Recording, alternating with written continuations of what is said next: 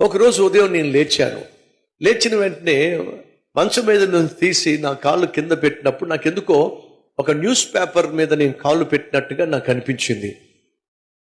News paper మీద కాళ్ళు పెట్టినట్టుగా అనిపిస్తే నేను కిందకి దిగి వంగి చూస్తే ఆ న్యూస్ పేపర్ మీద అన్నం మెతుకులు ఉన్నాయి, వెంట్రుకలు ఉన్నాయి, ఇక రకరకాలవన్నీ దాంట్లో ఉన్నాయి. అది నా మంచం కింద పెట్టారు. అర్థమైంది ఏమిటయ్యా అంటే, ఎవరో నాకు తెలియకుండా నా మీద చేతబడి చేసే ప్రయత్నం చేశారు. అది చూసినప్పుడు నాకేమైనా ఫిట్స్ వచ్చినాయి అనుకున్నారా? భయపడిపోయి చచ్చిపోయాను అనుకున్నారా?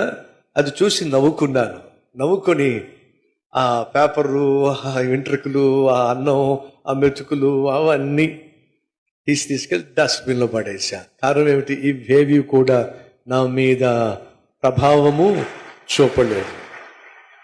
ఎందుకయ్యా అంటే, నాలో ఉన్నవాడు ఈ లోకంలో ఉన్న శనిగాడి కన్నా గొప్పవాడు. సహోదరి సహోదరుడా, నువ్వు ఎదుగుతున్నప్పుడు, నువ్వు అభివృద్ధి చెందుతున్నప్పుడు, నువ్వు బాగుపడుతున్నప్పుడు, పైకొస్తున్నప్పుడు, వర్ధిల్లుతున్నప్పుడు నిన్ను బాధించేవాళ్ళు సహజంగా దాపరిస్తారు.